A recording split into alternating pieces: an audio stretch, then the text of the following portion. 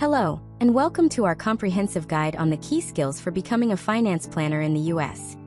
Over the course of this series, we will journey deep into the heart of a profession that is both challenging and incredibly rewarding. Our goal is to peel back the layers and explore the essential skills, both technical and interpersonal, that define a successful and ethical financial planner in today's complex world. Before we begin, it is crucial to state that this series is for educational and informational purposes only. We will be discussing the professional skills, qualifications, and ethical considerations required for a career in financial planning. The content provided here does not constitute financial, investment, legal, or tax advice. You should always consult with a qualified and licensed professional for advice tailored to your individual circumstances. Our focus is on the how-to of becoming a planner, not on what you should do with your own finances. So let's start at the very beginning. When you hear the term financial planner, what comes to mind? For many, the image is of a sharp-suited individual surrounded by stock tickers and complex charts, focused solely on investments and market performance. While that can be a part of the job, it's a very narrow and outdated view. The modern financial planner is a guide, an educator, a strategist, and a coach. Their role has evolved from simply managing investments to orchestrating a client's entire financial life. The true foundation of financial planning isn't just about numbers, it's about people.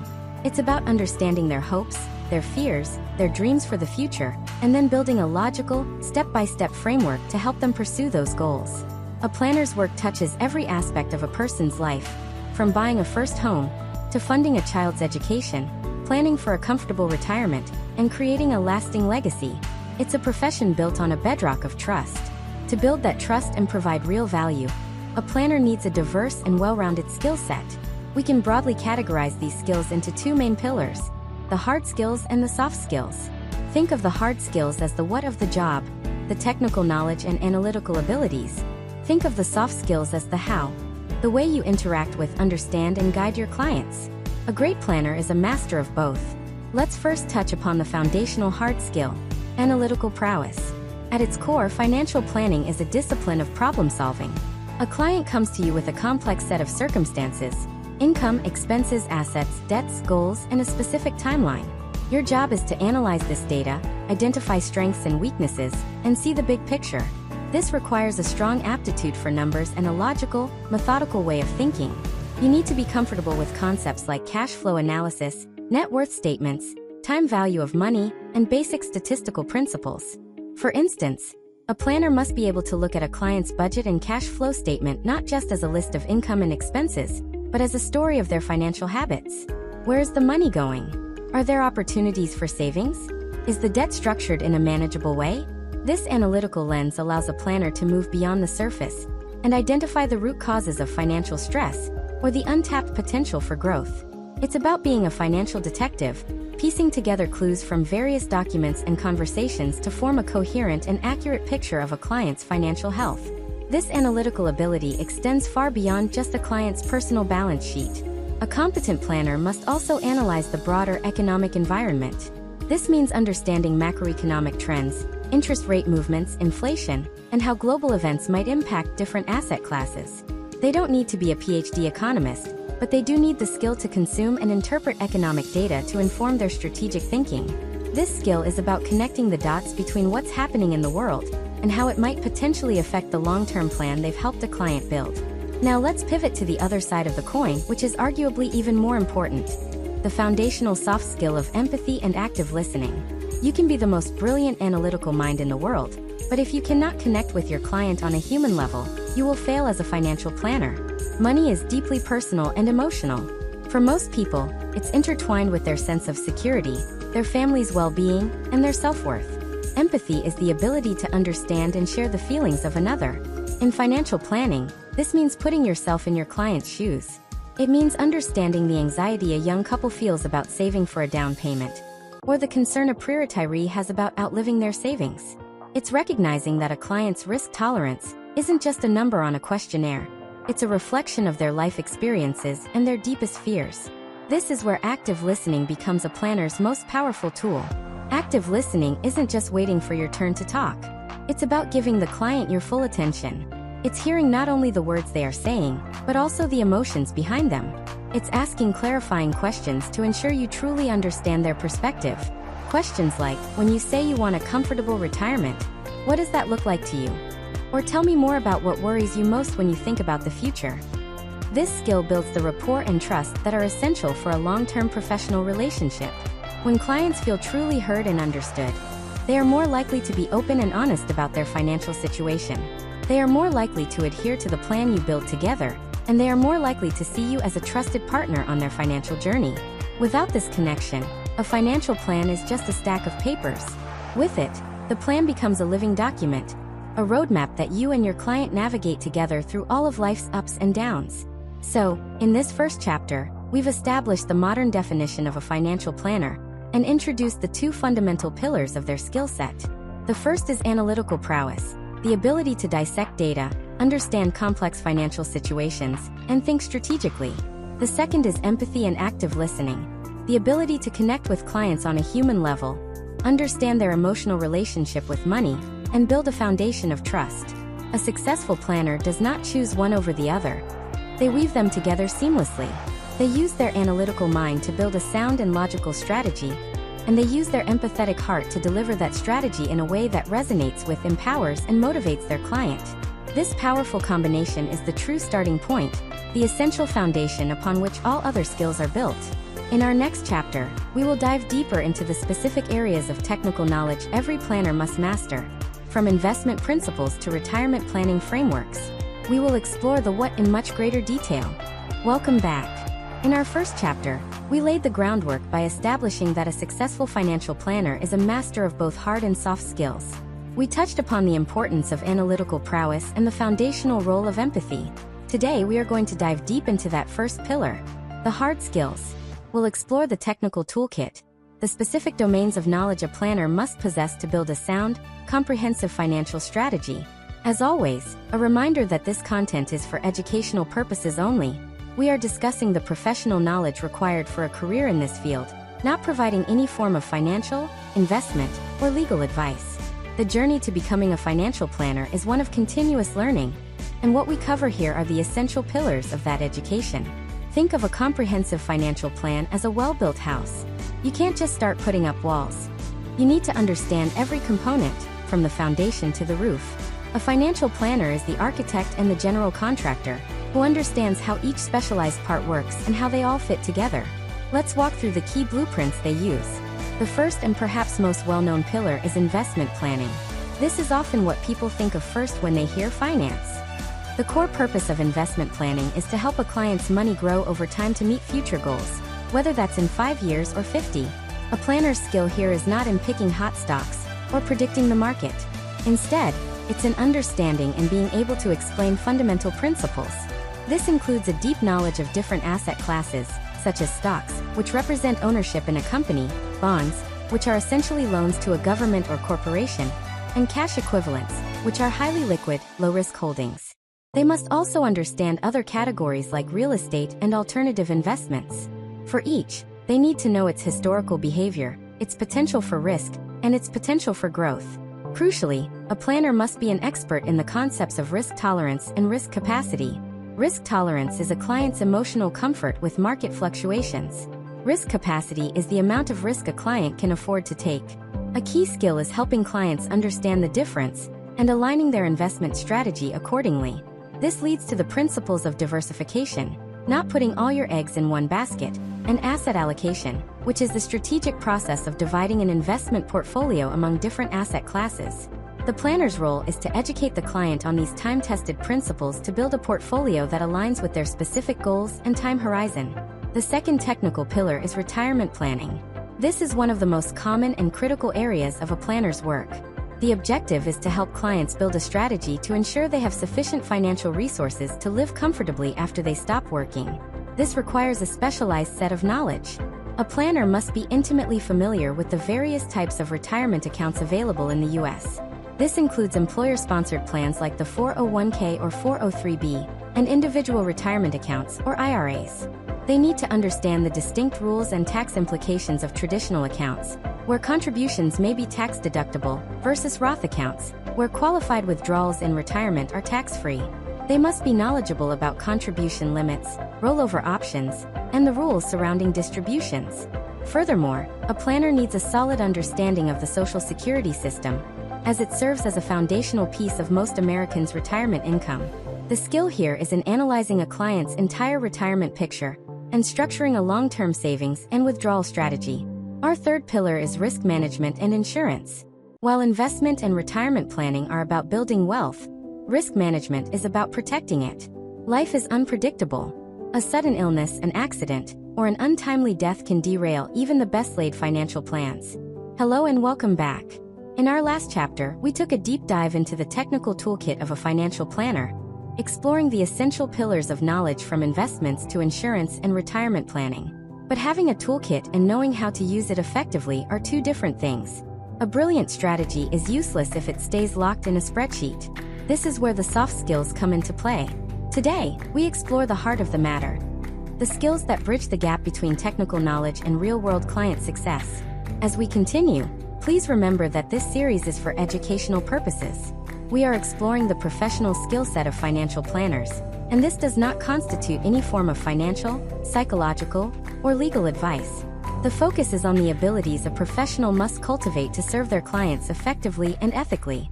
If the hard skills are the what of financial planning, the soft skills are the how.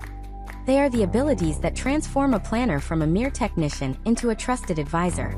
Let's start with the most fundamental of these: the art of communication and education. A financial planner operates in a world filled with jargon, acronyms, and complex concepts. Think about terms like beta, qualified dividends, or non-correlated assets. To an industry professional, these are everyday language. To a client, they can be intimidating and confusing. One of the greatest skills a planner can develop is the ability to act as a translator, to take these complex ideas and distill them into simple, clear, and relatable language. This is more than just simplifying words. It's about using analogies and stories to make concepts tangible. For example, explaining the concept of asset allocation might be done by comparing it to a balanced diet. You wouldn't eat only one type of food. You need a mix of proteins, carbs, and fats for a healthy body. Similarly, a healthy portfolio needs a mix of different asset classes. This skill of translation demystifies finance, empowering clients to understand their own strategy, rather than just blindly following instructions. Effective communication also involves managing client expectations. A planner's role is not to promise unrealistic returns or a future free of any market downturns. Instead, a key skill is to educate clients about the nature of markets, the relationship between risk and reward, and the importance of a long-term perspective. It's about setting a realistic and understandable roadmap from the very beginning, ensuring the client knows what to expect in both good times and bad. Building on clear communication, we arrive at the next critical skill: developing trust through emotional intelligence. Financial planning is one of the most personal professions there is. Clients share not just their financial statements, but their life goals, their deepest anxieties, and their family dynamics. This requires an extraordinary level of trust, and that trust is built on a foundation of emotional intelligence. Emotional intelligence, or EQ, is the ability to understand and manage your own emotions, and to recognize and influence the emotions of others. For a planner, this means being acutely aware of the emotional currents in a client meeting. It's recognizing the hesitation in a client's voice when discussing their debt, or the excitement when they talk about their dream of starting a business. A planner with high EQ doesn't dismiss these emotions. They acknowledge them and create a safe space for discussion. This skill is what allows a planner to navigate difficult conversations with grace. Talking about estate planning, for example, is also talking about mortality. Discussing a budget can bring up feelings of shame or conflict between spouses. A skilled planner handles these sensitive topics with empathy, patience, and professionalism, reinforcing that they are a non-judgmental partner. Trust is also built through consistency and integrity. It comes from doing what you say you will do, being transparent about processes and fees, and always acting in the client's best interest. This leads us to perhaps the most modern and vital soft skill in financial planning: behavioral coaching. For decades, traditional economics assumed that people always make rational financial decisions. But a growing field called behavioral finance has proven that's far from true. We are all human, driven by emotions like fear and greed, and subject to psychological biases. A skilled financial planner must also be a skilled behavioral coach. Their job is not just to create a plan, but to help the client stick with the plan, especially when their emotions are telling them to do the opposite. One of the biggest roles a planner plays is helping clients manage their behavior during periods of market volatility. When markets are falling, the human instinct is often to panic and sell. When they are soaring, the instinct is to chase high returns, often by taking on too much risk. The planner's skill is to be the voice of reason. They do this by reminding clients of their long-term goals, which were established during a calm and rational time. They provide historical context, showing that market downturns are a normal, albeit uncomfortable, part of investing. They help clients avoid making permanent decisions based on temporary emotions. They understand concepts like loss aversion, the idea that the pain of a loss feels much stronger than the pleasure of an equal gain, and they can help clients navigate that feeling. This coaching role is about accountability. It's about helping clients overcome their own behavioral biases, like the herd mentality of following what everyone else is doing, or confirmation bias, where they only seek out information that confirms their existing beliefs. The planner acts as a financial accountability partner, providing discipline and a steady hand to guide the client through the noise and distractions, keeping them focused on the path they chose together.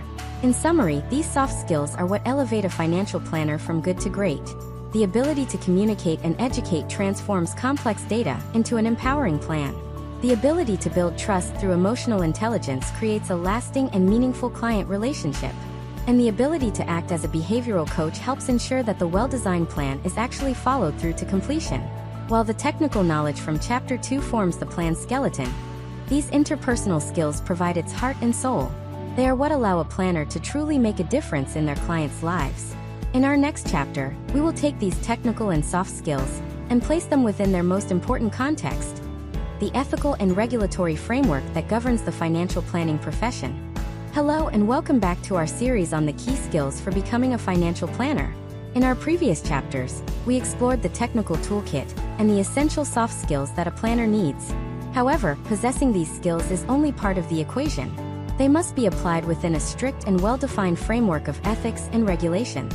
Today, we're discussing the rules of the road, the principles and oversight that ensure planners act with integrity and professionalism. Before we proceed, we must reiterate that this chapter discusses legal and regulatory concepts for educational purposes only, and does not constitute legal advice. The landscape is complex and can change, so a practicing professional must always stay current and seek appropriate legal counsel. Our goal here is to understand the why behind the rules, the protection of the client. The entire financial planning profession is built on a foundation of trust. Clients entrust planners with sensitive information and their financial futures. Because of this profound responsibility, the industry is not self-policed by choice. It is governed by a robust set of laws and ethical codes designed to safeguard the public. A key skill for any planner is not just knowing these rules, but deeply understanding the spirit behind them. At the very heart of this ethical framework is a concept known as the fiduciary standard. This is a term you will hear often, and it is critically important. A fiduciary is an individual or organization that has a legal and ethical obligation to act in the best interest of another party. In this context, a financial planner who is a fiduciary must put their clients' interests ahead of their own, at all times. This means they must strive to provide the most appropriate advice for the client's situation, regardless of how it might affect the planner's own compensation. It requires a planner to avoid conflicts of interest whenever possible, and to fully disclose any potential conflicts that cannot be avoided. This is one of the highest standards of care in any profession. It fundamentally shapes every recommendation a planner makes, from the type of account they suggest to the strategies they help implement. It is the ethical North Star for a planner. To enforce these standards, several regulatory bodies oversee the financial industry in the United States. A planner's skill set must include a working knowledge of who these regulators are and what they do. The primary regulator for investment advisors is the U.S. Securities and Exchange Commission, or the SEC. Established in the 1930s, the SEC's mission is to protect investors, maintain fair, orderly, and efficient markets, and facilitate capital formation. Financial planners who provide investment advice are often required to register with the SEC or state securities regulators, and they are subject to the rules and oversight of these bodies. Another major entity is the Financial Industry Regulatory Authority, or FINRA. FINRA is a self-regulatory organization that oversees brokerage firms and their registered representatives in the United States. It writes and enforces rules governing the activities of all registered broker-dealer firms and their employees. FINRA's mission is also centered on investor protection and market integrity. A financial professional's specific business model will determine whether they are governed by the SEC, FINRA, or both. Understanding this regulatory structure is a non-negotiable skill. Beyond the government and quasi-government regulators, the profession is also guided by professional organizations that confer designations and hold their members to a high standard. The most recognized of these in the U.S. is the Certified Financial Planner, or CFP, designation. To earn the right to use the CFP marks, an individual must meet rigorous requirements in education, examination, experience, and ethics. This 4Es framework ensures a baseline of competence and professionalism. The ethics component is particularly important. Certified financial planner professionals are required to adhere to the CFP Board's Code of Ethics and Standards of Conduct, which explicitly requires them to act as a fiduciary for their clients. This code outlines a planner's duties, including integrity, objectivity, competence, fairness, confidentiality, professionalism, and diligence. Let's briefly touch on what a few of these mean in practice. Objectivity means using intellectual honesty and impartiality. Competence means maintaining the necessary knowledge and skill to provide services effectively. Confidentiality means protecting all client information. And diligence means providing services in a reasonably prompt and thorough manner. These aren't just suggestions, they are enforceable professional obligations. So, when we put it all together, we see a multi-layered system of oversight. There is the legal requirement of the fiduciary standard, the enforcement power of regulators like the SEC and FINRA, and the professional accountability demanded by organizations like the CFP Board. A truly skilled financial planner doesn't view these rules as a burden or a checklist to be completed. Instead, they embrace them as the very definition of their profession. They build their entire practice on a culture of compliance and ethics. This skill of ethical navigation is what allows a planner to build a sustainable career, and more importantly, to earn and maintain the one thing that matters most: their clients' unwavering trust. Having the technical knowledge and the interpersonal skills is essential, but it is the unwavering commitment to this ethical and regulatory framework that ultimately defines a true professional. Now that we have established the knowledge, the skills, and the ethical foundation, how does a planner put it all into practice? In our next chapter, we will walk through the financial planning process itself, from the very first client meeting to the implementation of the plan. Hello and welcome back. In our journey so far, we have explored the essential technical knowledge, the critical soft skills, and the unwavering ethical framework required to become a financial planner. Now it's time to see how these elements come together in a structured, repeatable way. Today, we will walk through the financial planning process itself, a step-by-step methodology that provides the roadmap for every client engagement. As a reminder, our discussion of this process is for educational and informational purposes. We are outlining the professional sequence of actions a planner takes. This is not a guide for creating your own financial plan, and does not constitute financial advice. The skill we are examining today is the ability to expertly guide a client through this established process. Professional bodies, like the CFP Board, have defined a clear process to ensure that financial planning is delivered consistently and comprehensively. While the details may vary, the core steps remain the same. Think of it as a journey with a clear beginning, middle, and end, designed to take a client from a state of uncertainty to a state of clarity and confidence. Step 1. Establishing and defining the client-planner relationship. The entire process begins with a conversation. Before any data is exchanged or any analysis is done, the first skill a planner uses is setting clear expectations. In this initial stage, the planner explains the services they will provide and clarifies their method of compensation. They will also define the scope of the engagement. Is this a comprehensive plan covering all aspects of the client's finances? Or is it focused on a specific goal, like retirement or college funding? This is also where the planner explains their ethical obligations, including their duty as a fiduciary if applicable. This step is about building rapport and ensuring both the planner and the client understand their respective responsibilities. It is the foundation of transparency upon which the entire relationship is built. Step 2. Gathering client data and determining goals. Once the relationship is defined, the planner moves into the data gathering phase. This is far more than just collecting bank statements and tax returns. A skilled planner uses this step to truly understand the client's world. This involves gathering quantitative data, the hard numbers like income, expenses, assets, and liabilities. But just as importantly, it involves gathering qualitative data. This is where the soft skills of active listening and empathy shine. The planner will ask open-ended questions to uncover the client's values, life goals, risk tolerance, and attitudes toward money. What are their hopes for the future? What keeps them up at night? What does financial security truly mean to them? A great planner knows that the numbers tell you what the situation is, but the client's story tells you why it matters. This holistic data gathering is a critical skill for creating a plan that is not just technically sound, but also deeply personal and meaningful. Step 3. Analyzing and evaluating the client's financial status. With the data collected, the planner now puts on their analyst hat. Applying the technical skills we discussed in Chapter 2, they will organize the client's information into clear financial statements, such as a net worth statement and a cash flow analysis. This analysis provides a clear, objective snapshot of the client's current financial health. The planner then evaluates this status in the context of the client's goals. Are they on track to reach their objectives? If so, what are they doing well? If not, where are the gaps or potential obstacles? The skill here is diagnostic, the ability to look at a complex set of data and identify key strengths, weaknesses, opportunities, and threats without judgment. Step 4. Developing and presenting financial planning recommendations. This is the synthesis stage, where the planner combines their analysis with their understanding of the client's goals to formulate a strategy. A key skill here is not just to come up with one single perfect solution, but to develop and evaluate multiple alternative strategies. For example, they might model several different retirement scenarios based on saving more, working longer, or adjusting lifestyle expectations. When presenting these recommendations, the planner's role is that of an educator. They must clearly explain the rationale behind each suggestion, including the potential pros and cons.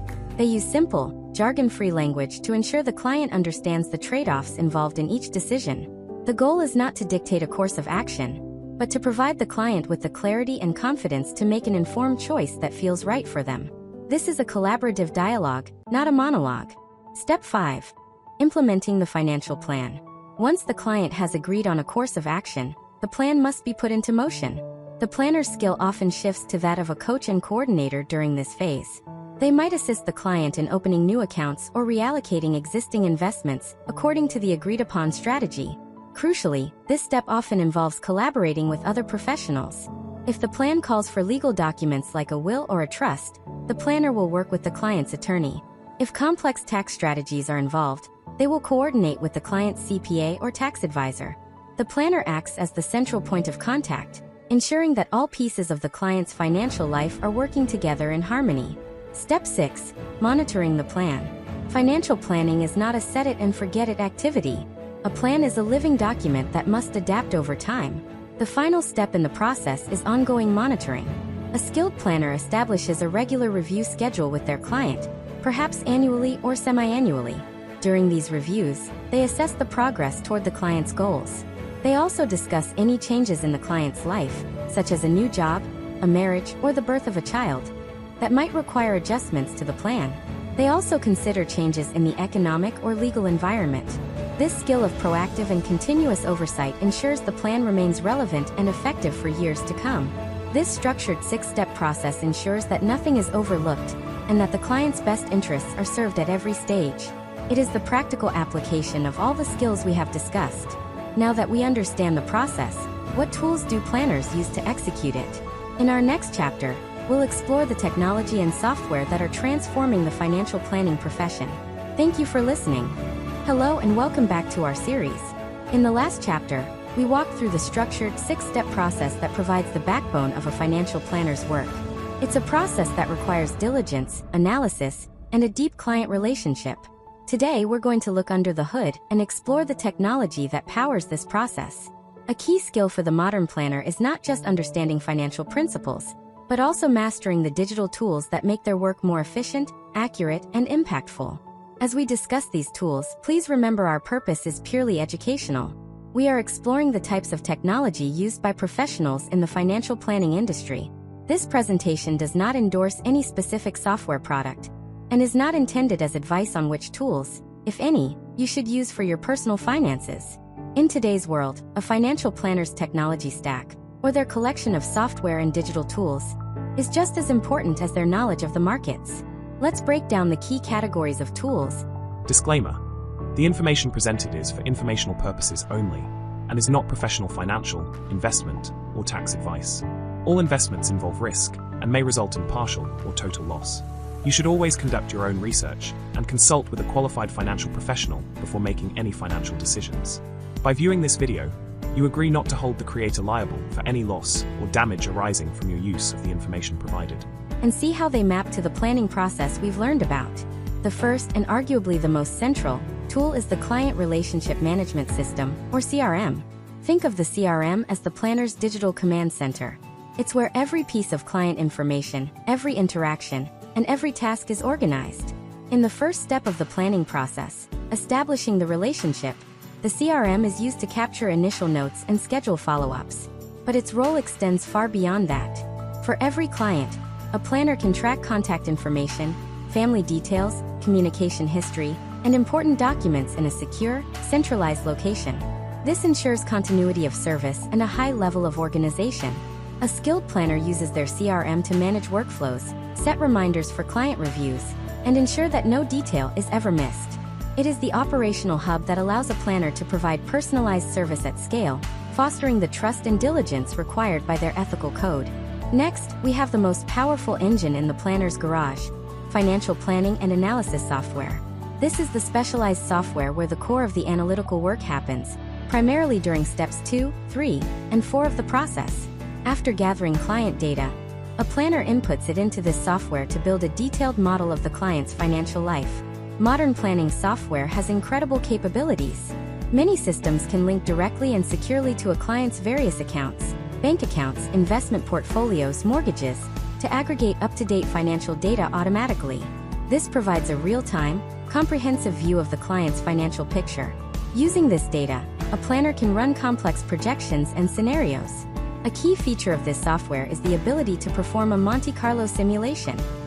That sounds complicated, but it's a powerful concept. The software runs thousands, or even tens of thousands, of simulations on the financial plan, using different potential market returns, inflation rates, and other variables. The result is not a single outcome, but a probability of success. This skill allows a planner to stress test a plan and have a much more meaningful conversation with a client about risk and the range of possible outcomes. It's a tool that transforms financial planning from simple forecasting into sophisticated probability analysis. The third category is portfolio management and reporting tools. These systems are vital for implementing and monitoring the investment-related aspects of a financial plan. Steps 5 and 6. Once a client's investment strategy is determined, this software helps the planner put it into action. These tools allow a planner to track portfolio performance, analyze asset allocation, and manage rebalancing. Rebalancing is the process of realigning the portfolio back to its original target allocation after market movements have caused it to drift. For example, if stocks have a great year, they might become a larger percentage of the portfolio than originally intended. Rebalancing software can identify this drift and help the planner make the necessary adjustments efficiently. This skill in using technology ensures that the agreed-upon investment strategy is maintained with discipline. These tools also generate clear, easy-to-understand performance reports that are crucial for client review meetings. Finally, we have the growing area of client-facing technology, most notably the client portal. This is a secure, private website where clients can log in to see their entire financial life in one place. It's a window into the work the planner is doing. Through a client portal, a client can view their updated net worth, track their progress toward goals, access the reports their planner has generated, and even store important documents in a secure digital vault. The skill in deploying this technology is about enhancing transparency and collaboration. It empowers clients by giving them on-demand access to their information, fostering a stronger partnership with their planner. It also provides a secure channel for communication, which is far safer than standard email for sharing sensitive information. In essence, the modern financial planner leverages technology at every stage. The CRM manages the relationship, the planning software provides the analytical horsepower, the portfolio tools handle implementation and monitoring, and the client portal delivers a transparent and interactive experience. A planner who is skilled in using these tools can spend less time on manual data entry and administrative tasks, and more time on what truly matters, providing strategic advice and building deep, lasting relationships with their clients. Now that we understand the process and the tools, what does a career in this field actually look like? In our next chapter, we will explore the different career paths and specializations available within the world of financial planning. Hello and welcome back. So far in our series, we've covered the essential skills, the structured process, and the powerful technology that define the modern financial planner. With this foundation, a compelling question arises. What does a career in this field actually look like day to day? The role of a financial planner is not a single one-size-fits-all job. It's a diverse profession with many different paths and opportunities. Today, we'll chart the course by exploring these various career paths and areas of specialization. As always, this discussion is for educational and informational purposes only. We are exploring the structure of the financial planning industry and the professional avenues available within it. This is not career advice, nor does it constitute a recommendation of any particular firm or business model. First, let's look at the different environments where a financial planner might work. These business models significantly shape a planner's career, resources, and level of independence. A very common path, especially for those new to the industry, is to work at a large brokerage firm, sometimes called a wirehouse. These are often household names associated with major banks and investment companies. Working in this environment typically provides a structured training program, access to a wealth of research and technology, and a clear path for advancement. Planners here are employees of the firm and may be provided with a stream of clients or leads, which can be a significant advantage when starting out. A second path offers a blend of support and independence. This is the independent broker-dealer model. In this structure, a planner runs their own practice and has more autonomy over how they build their business. However, they affiliate with a larger broker-dealer firm that provides essential back-office support, such as compliance oversight, technology, and access to a wide range of financial products. This model appeals to those with an entrepreneurial spirit who still want the support structure of a larger organization. For those seeking maximum independence, there is the Registered Investment Advisor, or RIA model. An RIA firm is registered directly with the SEC or state securities regulators, and generally operates under a strict fiduciary standard. Planners in this space can be solo practitioners, partners in a small boutique firm, or employees of a large established RIA. This path offers the most freedom in terms of business strategy, client selection, and investment philosophy. It is a truly entrepreneurial route that requires a strong understanding of business management in addition to financial planning skills. Finally, many professionals build successful careers within insurance companies. Here, the focus often begins with risk management, using insurance products to protect clients from life's uncertainties, and then expands to encompass broader financial planning topics. These companies also offer significant training and a supportive environment for building a client base. Beyond the structure of the business, a key skill for long-term success is often developing a specialization. Just as doctors specialize in different areas of medicine, many financial planners find it effective to focus on serving a specific type of client. This allows them to develop deep expertise in the unique challenges and opportunities that a particular group faces. One of the most common specializations is retirement planning. These planners focus on helping clients in their 50s, 60s, and beyond navigate the transition from accumulating wealth to distributing it as income in retirement.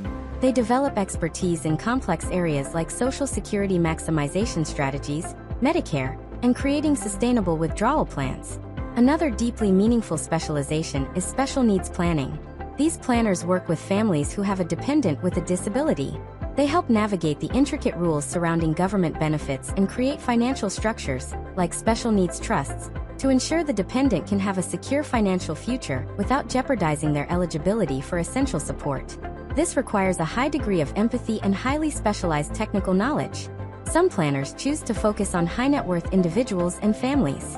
This niche involves dealing with more complex financial situations, including advanced estate planning, sophisticated tax mitigation strategies, business succession planning, and philanthropic giving. The skill here lies in coordinating with a team of other professionals, including attorneys and accountants, to manage significant wealth. On the other end of the spectrum, a growing number of planners are specializing in working with younger generations. They help clients in their 20s and 30s tackle financial challenges like managing student loan debt, saving for a first home, and balancing multiple goals at once. This often involves a different service model, perhaps using monthly subscriptions and leveraging technology heavily. The possibilities for specialization are nearly endless. There are planners who focus exclusively on serving doctors, small business owners, corporate executives with stock options, or even professional athletes. The key skill is identifying a group of people whose financial lives are unique, and then dedicating one's career to understanding and serving those unique needs better than anyone else. In summary, a career in financial planning is not a single track. It's a dynamic field with diverse business models, from the structured environment of a large firm to the entrepreneurial freedom of an RIA, and countless opportunities to build a specialized practice.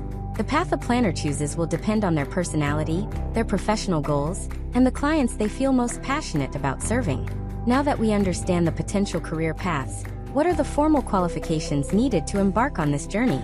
In our next chapter, we will delve into the world of education, certifications, and licensing, the essential credentials for a career in financial planning. Hello and welcome back to our series. In our last chapter, we explored the diverse and exciting career paths available within the financial planning profession. But embarking on any of these paths requires a solid foundation of knowledge and official credentials. These qualifications are not just lines on a resume. They are a commitment to competence and a signal to the public that a planner has met rigorous professional standards. Today we're discussing the price of entry, the essential education, certifications, and licenses required to become a trusted financial planner. As we cover these requirements, please remember our purpose is purely educational. We are outlining the standard qualifications in the U.S. financial planning industry. This information is not a guarantee of professional success and does not constitute career or legal advice. The journey to becoming a financial planner can be broken down into 3 key areas of qualification: foundational education, professional certifications, and regulatory licensing. Let's look at each one in turn. First is foundational education. For most professional roles in the financial planning industry, a bachelor's degree from an accredited college or university is the standard starting point. While majors in finance, economics, business, or accounting are very common and provide a strong background, it is not always a strict requirement. Many successful planners come from diverse academic fields like psychology, communications, or even the liberal arts. These backgrounds can provide excellent soft skills, which, as we've discussed, are just as important as technical expertise.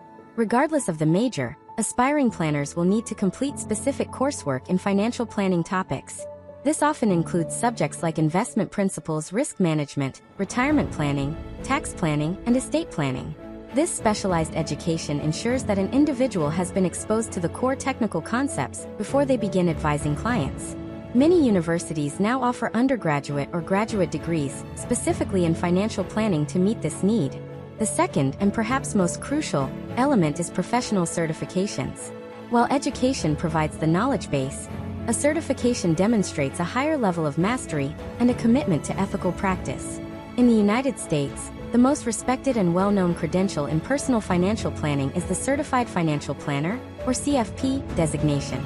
Achieving CFP certification is a rigorous process based on what the CFP board calls the 4 E's. First is education.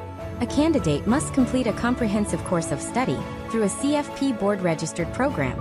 This ensures they have covered the entire body of knowledge required for holistic financial planning. Second is the examination. Candidates must pass the CFP exam, a demanding multi-hour test that assesses their ability to apply their financial planning knowledge to real-life situations.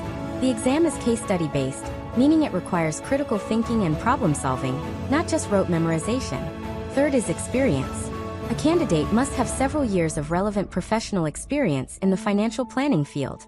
This practical requirement ensures that a CFP professional doesn't just have theoretical knowledge, but has also spent time working directly with clients and navigating real-world financial scenarios.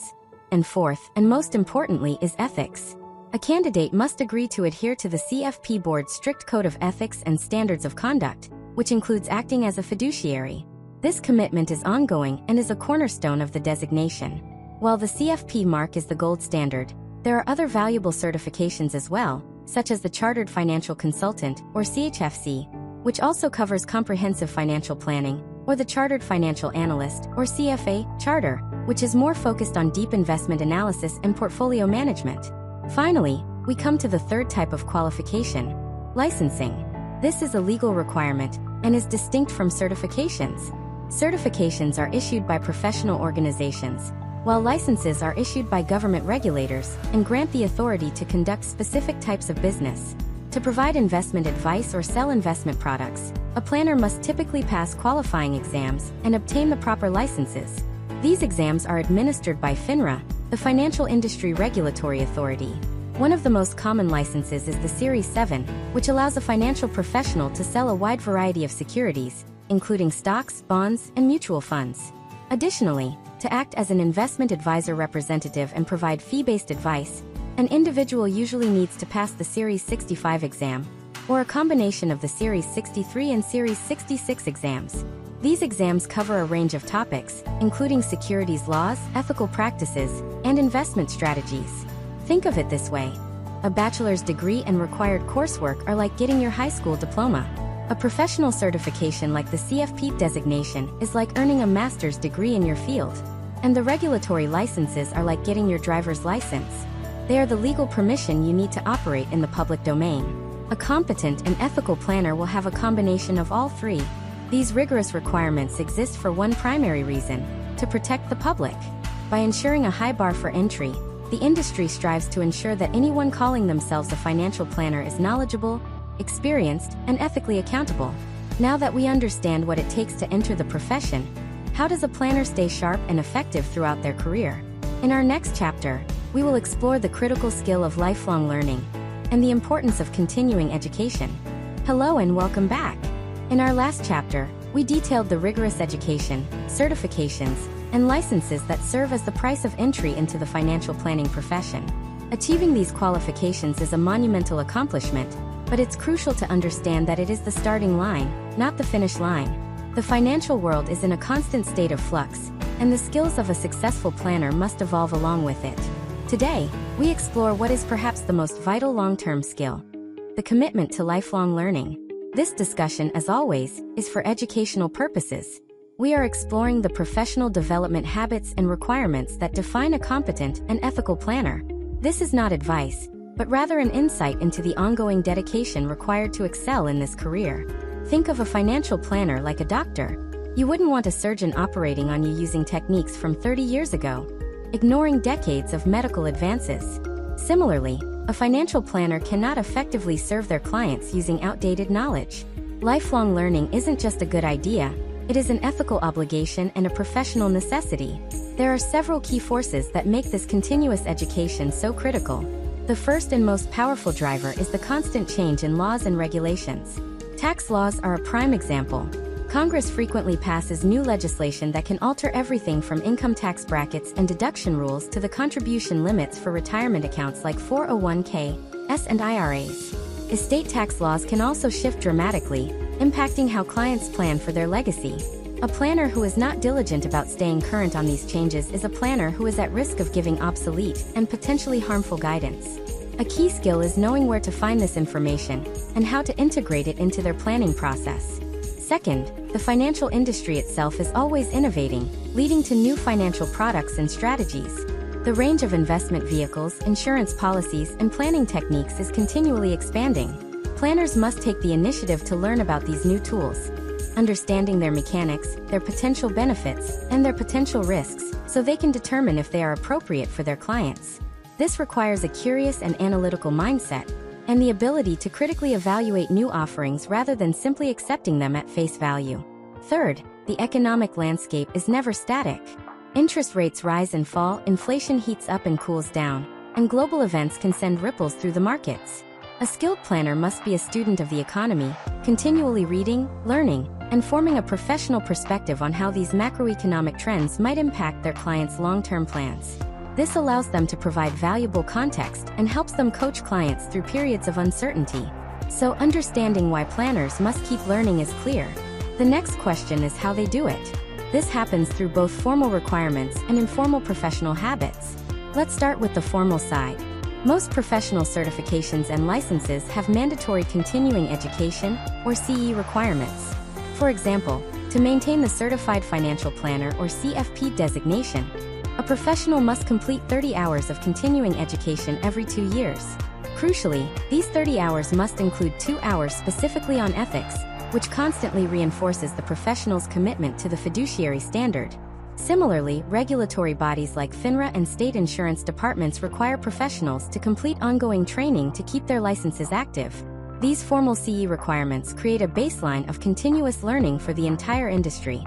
However, the most successful planners go far beyond these minimums. They cultivate informal habits of lifelong learning that become part of their daily and weekly routines. A key skill is building a personal curriculum of reliable information sources. This often includes subscribing to and reading high-quality industry publications, academic journals, and financial news outlets. It means consuming research papers and white papers from respected institutions to stay on the cutting edge of planning strategies. It also means actively participating in the professional community. Attending industry conferences and workshops, whether in person or virtually, is a powerful way to learn from leading experts and network with peers.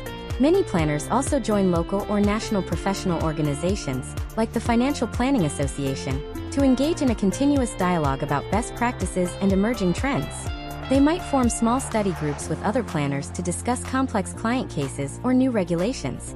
In the digital age, this learning has expanded to include industry-specific podcasts and webcasts, where planners can absorb new information while commuting or exercising. The skill is not just in consuming this content, but in actively filtering, analyzing, and applying it. In summary, the initial credentials get a planner into the profession, but the commitment to lifelong learning is what allows them to thrive and provide exceptional value over a long career. It is the skill of staying curious, adaptable, and humble enough to know that there is always more to learn. The financial landscape will undoubtedly look different in 5 or 10 years, and the planner who succeeds will be the one who has embraced the journey of continuous professional development. We've now built a comprehensive picture of the ideal planner, their skills, process, career paths, and qualifications. So, what does the future hold for this profession?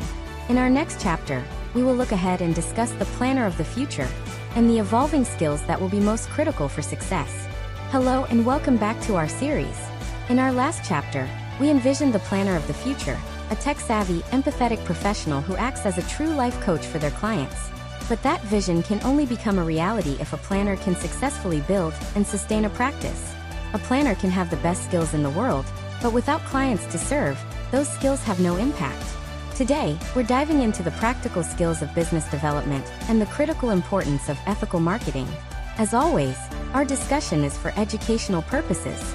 We are exploring the professional strategies and ethical considerations involved in growing a financial planning practice. This is not business or marketing advice, nor a solicitation of any kind. It is an examination of the skills required to build a client base while upholding the highest standards of the profession.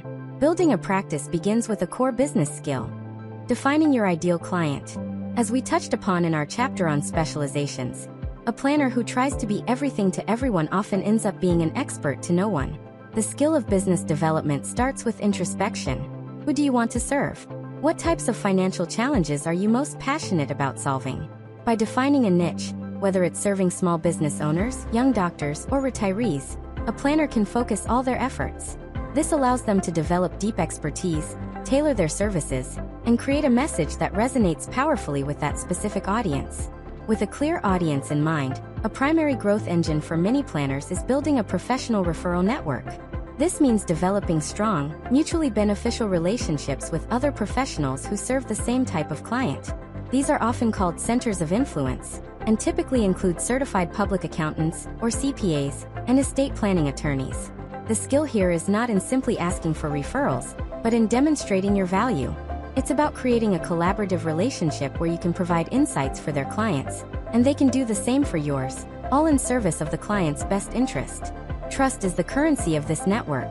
Ultimately, the most powerful and sustainable business development skill is delivering an exceptional client experience. A planner's best marketing will always be their existing clients.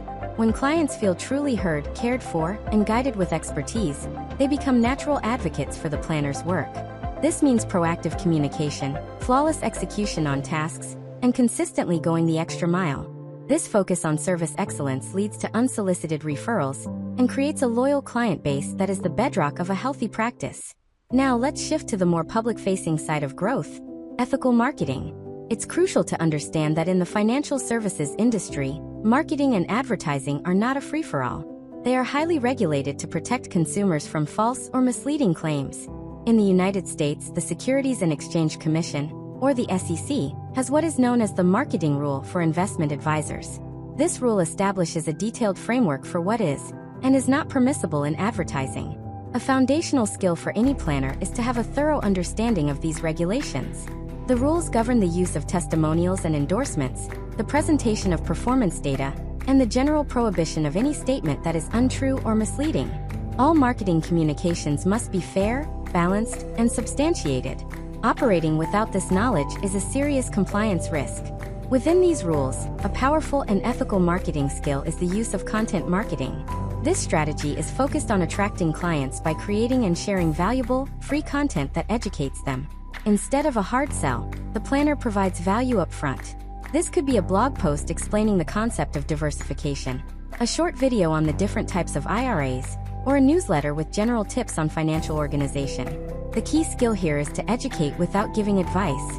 The planner demonstrates their expertise by clearly explaining complex topics, empowering the audience with knowledge. This builds trust and credibility, so when someone in that audience is ready to seek professional guidance, that planner is the first person they think of. Finally, all ethical marketing is grounded in the skill of authenticity and transparency. A planner's marketing should be a true reflection of who they are, who they serve, and what they believe. This means being crystal clear about their service model and, very importantly, how they are compensated. Are they paid through commissions, a flat fee, or a percentage of the assets they manage? This transparency is not just a regulatory requirement. It is fundamental to building trust. When a prospective client understands exactly what to expect, it sets the stage for a healthy, long-term relationship. In conclusion, building a financial planning practice is a skill in itself.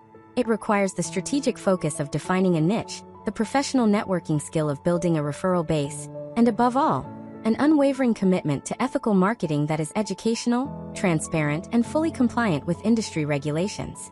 Of course, a major part of that transparency is how a planner is paid. In our next chapter, we will demystify the different compensation models in the financial planning world. Hello and welcome back. In our last chapter, we discussed the importance of ethical marketing and highlighted a crucial element: transparency.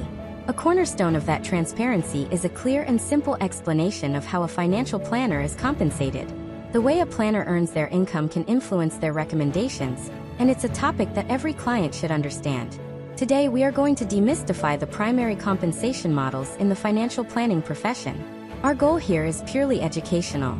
We will describe the mechanics of each model, how they work, and their potential benefits and drawbacks.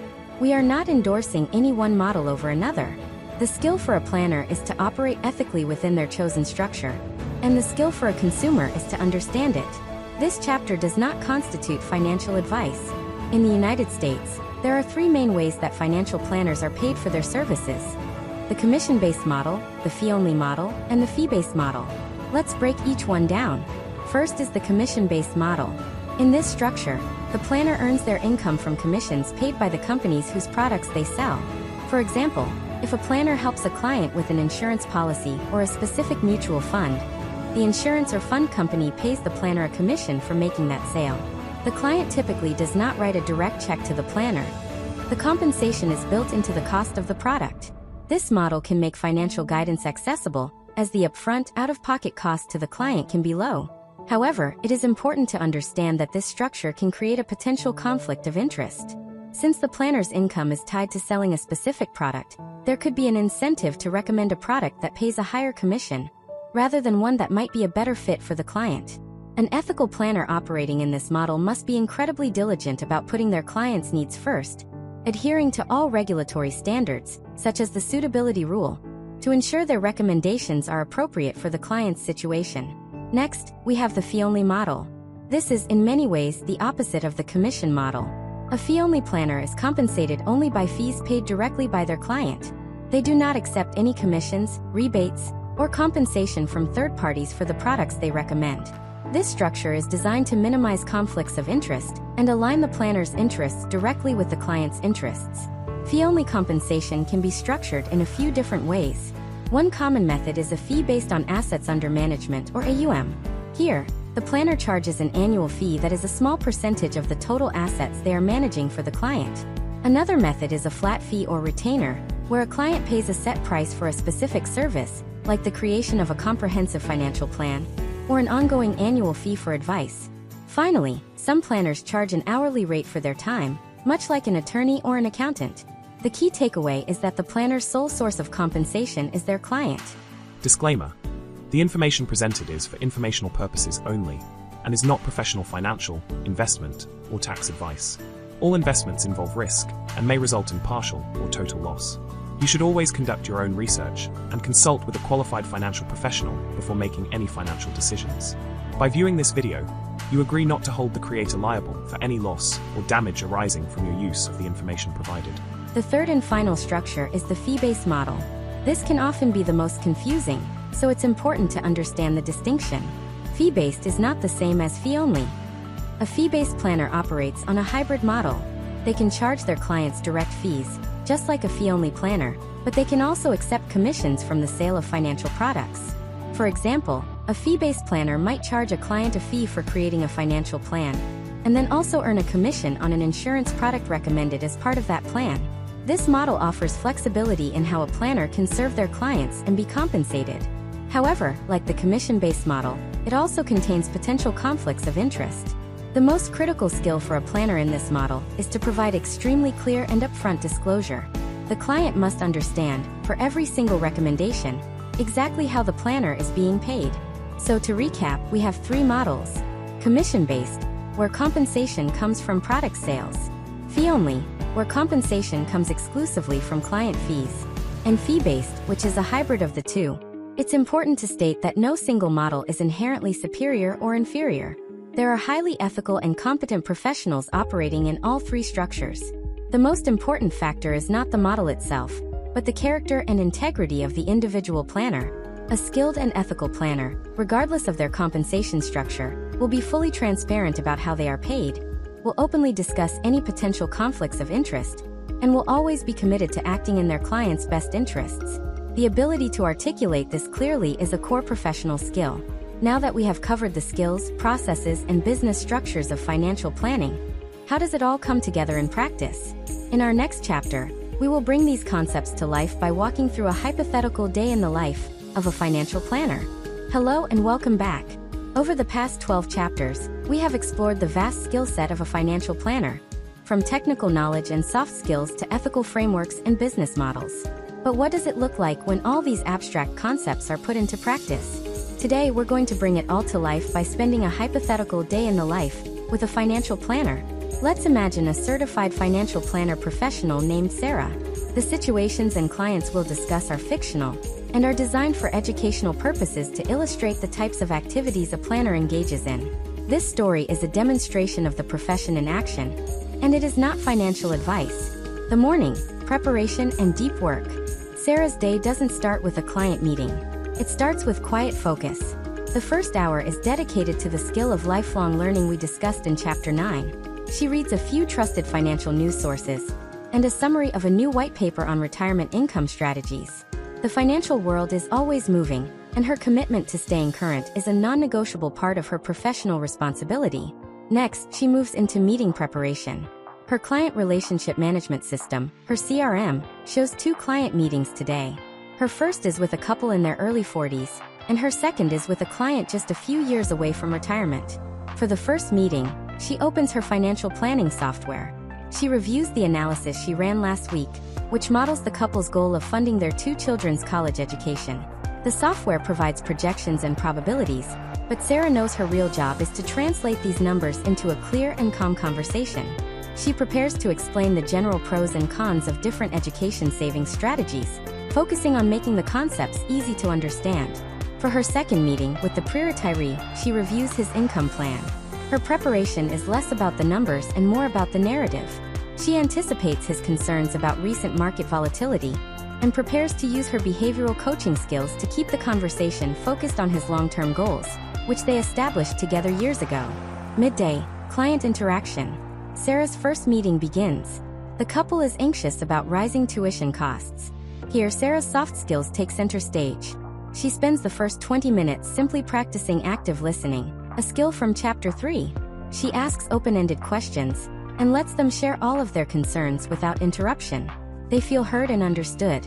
She then transitions into her role as an educator. She uses a simple analogy to explain the concept of tax advantage savings, turning a complex topic into a relatable one. She presents several different scenarios, outlining the potential trade-offs of each. She is not telling them what to do. She is empowering them with the knowledge to make an informed decision that aligns with their values. They leave the meeting with a sense of clarity and control. Her next meeting is with her client who is nearing retirement. As she suspected, he is nervous about the recent downturn in the market. This is where Sarah's role as a behavioral coach is critical. She doesn't dismiss his fears. Instead, she validates them, acknowledging that uncertainty can be uncomfortable. She then calmly pulls up the financial plan they built together. She walks him through the stress tests they ran using her planning software's Monte Carlo simulation. She reminds him that their strategy was designed with the expectation that markets would not always go up. By reframing the situation around the long-term plan they co-created, she provides perspective and helps prevent him from making a fear-based decision. Her value in this meeting was not in changing the strategy, but in providing the discipline to stick with it. The afternoon, collaboration and implementation. After her meetings, Sarah's focus shifts. She has a scheduled call with a CPA who serves one of her clients. This is an example of the professional referral network we discussed in Chapter 11. They are collaborating to ensure their mutual client's investment strategy is aligned with their tax situation. Sarah is not giving tax advice. She is coordinating with a licensed tax professional, each respecting the other's expertise, to provide the best possible outcome for the client. Later, she updates her CRM with detailed notes from her meetings and delegates follow-up tasks to her assistant.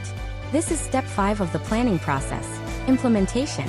Using her technology stack effectively ensures that the actions they agreed upon are executed accurately and efficiently. Late afternoon, business growth and professional development. Sarah dedicates the final block of her day to growing her practice and herself. She spends 45 minutes writing a new post for her blog. The topic is an educational piece on the general concept of risk tolerance, a form of the ethical content marketing we covered in Chapter 11. It provides value to her audience without giving specific advice. She ends her workday by logging into a live webinar hosted by her professional association. It's on updates to estate planning laws, and it counts toward her required continuing education credits. Her day ends just as it began, with a commitment to learning. Sarah's day was a blend of analysis, empathy, coaching, and strategy. It shows how a successful planner weaves together all the skills we've discussed into a single, cohesive profession dedicated to helping people navigate their financial lives. While Sarah's day was impactful, the career is not without its difficulties. In our next chapter, we will explore the challenges and the profound rewards of a career in financial planning. Hello and welcome back. In our last chapter, we followed our hypothetical planner, Sarah, through a busy and impactful day. She applied her skills, coached her clients, and made a tangible difference. It's easy to see the appeal of such a career, but to provide a truly complete picture of this profession, we must look at both sides of the coin. The work is incredibly rewarding, but it is also deeply demanding. Today, we will have an honest conversation about the significant challenges and the profound rewards of a career in financial planning. Our purpose, as always, is to provide an educational and realistic view of this profession. This is an exploration of the professional and personal aspects of the career, and it does not constitute financial or career advice. Let's begin with the challenges. One of the greatest challenges a planner faces is the emotional weight of responsibility. A planner is a steward of their clients' financial futures. They are entrusted with their clients' hopes for retirement, their dreams for their children, and their desire for security. This is a heavy burden to carry. When markets are volatile, it is the planner who must be the calm, steady voice, even as they absorb the anxiety and fear radiating from their clients. During difficult life transitions like a job loss, a divorce, or the death of a spouse, the planner is often on the front lines, helping the client navigate immense financial and emotional turmoil. The skill of maintaining professional empathy without becoming emotionally overwhelmed is a constant balancing act. Another significant challenge is the relentless pressure to stay current. As we discussed in our chapter on lifelong learning, the financial world never stands still. Tax laws change, new regulations are introduced, and the economic environment shifts. For a planner, a small oversight or a piece of outdated knowledge could have serious consequences for a client. This creates a constant, low-grade pressure to read, study, and learn. It is not a career where you can simply master a subject and be done. It is a commitment to a lifetime of professional development, which can be demanding to sustain. Furthermore, there is the ongoing challenge of managing client behavior. A planner can create the most mathematically perfect, well-reasoned financial plan, but its success ultimately depends on the client's ability to stick with it. people are emotional, not rational, when it comes to money. A planner can spend countless hours trying to coach a client away from making a poor, fear-driven decision, or from chasing a risky trend. This can be one of the most frustrating aspects of the job, knowing you have a sound strategy but struggling to help the client overcome their own behavioral biases. Now, let's turn the coin over and look at the rewards. For every challenge, there is an equally powerful, and often more profound, reward. The single greatest reward is the privilege of witnessing client success and empowerment. There are few things more satisfying than seeing a client achieve a goal you helped them plan for years, or even decades in advance. It's the moment a client calls you, overjoyed because they just sent the final college tuition payment. It's the email you receive with a picture of them on their first day of a long and comfortable retirement. It's seeing the relief on their faces when they realize they can afford to start the business they've always dreamed of. A planner doesn't just build spreadsheets, they help build lives. Flowing from this is the reward of providing peace of mind. Many people come to a financial planner feeling overwhelmed, anxious, and uncertain about their future. They have a collection of financial pieces, but no clear picture of how they fit together. The planner's work brings order to this chaos. By helping clients create a clear, actionable plan, they replace anxiety with confidence. Helping people sleep better at night, free from financial worry, is a powerful and deeply meaningful reward that goes far beyond any monetary compensation. The nature of the work also allows a planner to build deep, long-term relationships. Unlike many transactional professions, financial planning is relational. A planner often works with the same families for decades, becoming a trusted confidant through all of life's chapters. They celebrate with clients when their children are born, and offer guidance when their parents pass away. They become an integral part of the family's life story, building bonds of trust that can span generations. Finally, for those with a curious and analytical mind, the career offers endless intellectual stimulation. Every client is a unique puzzle with a different set of goals, resources, and challenges. The work is never boring. It requires a constant blend of analytical rigor and creative problem-solving. For those who are entrepreneurial, building their own practice offers the additional reward of autonomy, the ability to create a business and a life that aligns perfectly with their own values. In the end, a career in financial planning is a demanding path. It requires resilience, discipline, and a deep well of empathy. But for those who are drawn to it, the rewards are immense. It is a chance to use your skills to bring clarity, confidence, and security to people's lives. We have now journeyed through every aspect of this profession. In our final chapter, we will bring it all together to answer one last question. What is the true essence of being a great financial planner? Hello and welcome back for the final chapter of our series, Key Skills for Becoming a Finance Planner in the U.S. Over our journey together, we have covered an immense amount of ground. We've dissected the technical skills and the essential soft skills. We've walked through the structured planning process, the technology that powers it, and the ethical framework that governs it. We've explored career paths, professional qualifications, and the day-to-day realities of the profession. We end our series with one final question, which serves as a synthesis of everything we have learned. What is the true essence of a great financial planner? As we conclude, please remember this series has been for educational and informational purposes, designed to provide a comprehensive overview of a profession. The ideas presented here are a reflection on the industry's highest standards and do not constitute any form of advice. After all our discussions, the essence of a great planner can be distilled into three core identities that they must embody simultaneously: the architect, the guide, and the steward. First, a great planner is an architect of clarity. They possess the deep technical knowledge of investments, insurance, retirement, tax, and estate planning that we covered in the early chapters. They are masters of the structured, six-step planning process and leverage technology not as a crutch, but as a powerful tool to enhance their analysis. Their essential skill is to take all the complex, disconnected, and often messy pieces of a client's financial life and architect a single, cohesive, and elegant blueprint. They build a structure that is not only sound and logical, but also beautiful in its simplicity and effectiveness. They bring order to chaos. They replace a client's confusion with a clear, actionable plan. Like a skilled architect, they don't just design a house. They design a home that is custom-built to fit the client's life, values, and dreams. This ability to create a clear path forward from a wilderness of complexity is the foundational, technical essence of their work. But a blueprint alone is not enough. A great planner must also be a guide and a coach. This is the human essence of the profession. A planner understands that their client is not a robot that will execute a plan flawlessly. They are a human being, driven by emotions, fears, and behavioral biases. A great planner walks with their client on the journey, especially through difficult terrain. As a guide, they possess the soft skills of empathy and communication, translating the technical complexities of the plan into a language the client understands and feels connected to. As a coach, they provide the perspective and discipline needed to navigate the inevitable storms of market volatility and life's uncertainties. They know, as we discussed, that their greatest value is often in helping clients avoid making major emotional mistakes. The architect designs the path, but the guide ensures the client has the courage and support to stay on it. Finally, and most importantly, a great planner is a fiduciary and a steward. This is the ethical essence, the very soul of the profession. This identity underlies all others. A planner's technical skills and their coaching abilities must be grounded in an unwavering, uncompromising commitment to the client's best interest. It is a profound responsibility, built on a bedrock of trust that is earned, not given.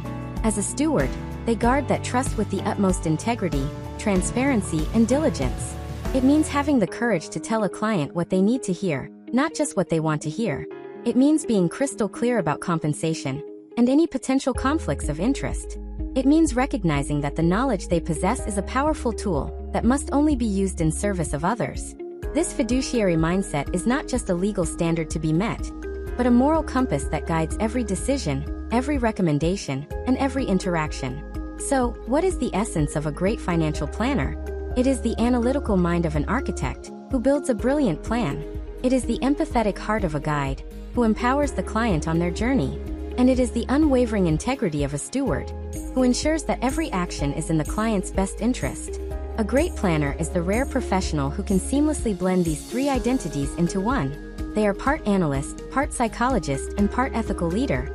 It is a profession that demands not just intellect, but wisdom, not just knowledge, but character. For those who can rise to this challenge, it is more than just a career. It is a calling to help people organize their finances so they can live their best and most fulfilling lives. Thank you for joining us on this comprehensive journey into the key skills of becoming a financial planner. Disclaimer: the information presented is for informational purposes only and is not professional financial, investment, or tax advice. All investments involve risk and may result in partial or total loss. You should always conduct your own research and consult with a qualified financial professional before making any financial decisions.